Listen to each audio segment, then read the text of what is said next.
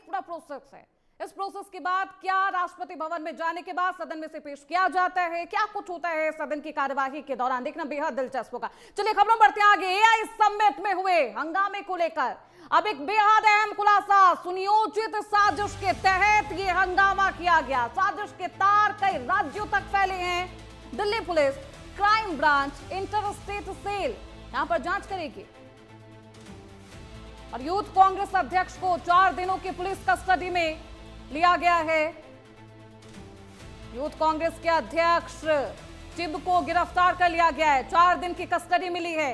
Patiala house में उन्हें पेश किया जाता है, उसके बाद उन्हें 4 दिन के रिमांड पर भेजा गया है। एआई समिट की ये तस्वीरें हैं। सोचिए, जब भारत अपनी तस्वीरों को, अपनी छवि को और भी मजबूत कर रहा था, तब इस तरीके से यूथ कांग्रेस के कार्यकर्ताओं के द्वारा एआई इंपैक्ट समिट में हंगामा किया जाता है, प्रदर्शन किया जाता है।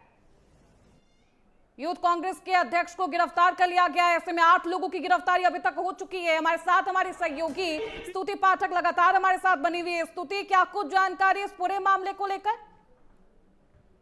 जी बिल्कुल, देखिए अगर बताएं तो अभी तक जो है उदय भानु चिप को जो है गिरफ्तार किया गया। उसके बाद में 4 दिन की कस्टडी भेज दिया गया है। उनसे जो है पूछताछ की जा रही, क्योंकि पुलिस की तरफ से ये कहा गया है कि जो वहां पर प्रदर्शन किया गया था सुनियोजित तरीके से किया गया था और इसकी जो मास्टरमाइंड है वो उदय भानु चिप थे, जिनकी तरफ तैयारी की गई थी।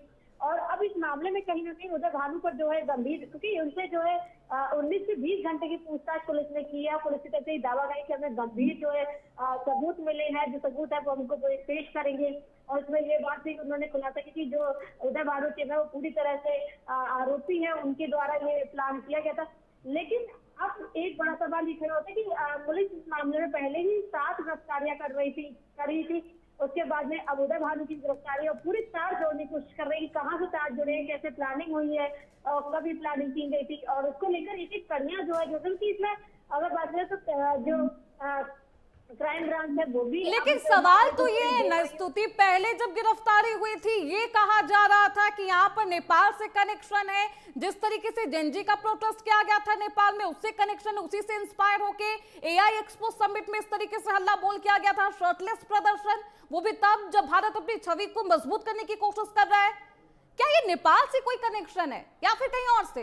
क्या थी ये सुनियोजित प्लानिंग?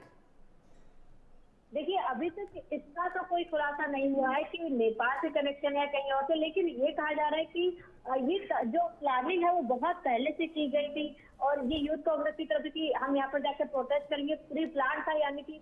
और इसको लेकर कहीं ना कहीं पुलिस ने जो उदय भानु से जो है पूछताछ की है, जिसके बाद उनके पास सबूत है। उनका कहना है कि जो पूरी प्लानिंग है बहुत आराम से की गई है, एकदम एक एक बारीकियों को ध्यान में रखा गया, तब ये प्रोटेस्ट किया गया।